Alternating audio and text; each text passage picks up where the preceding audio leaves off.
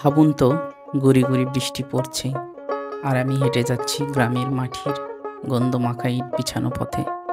রাস্তার দুই পাশে সারি সারি তাল গাছ, আর যত দূর চোখ যায় সবুজ ধানের সমুদ্র।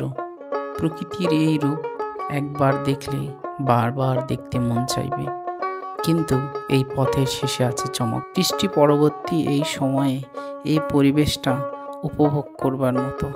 পাশে তো রয়েছে সবুজ ধান ক্ষেত, মাঝে মাঝে হালকা দমকা হাওয়া এসে শরীর ও মনকে জড়িয়ে দিচ্ছে।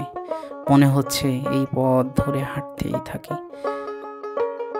রাস্তা যখন মূল সড়কে মিলল, তখনই বদলে গেল দৃশ্য।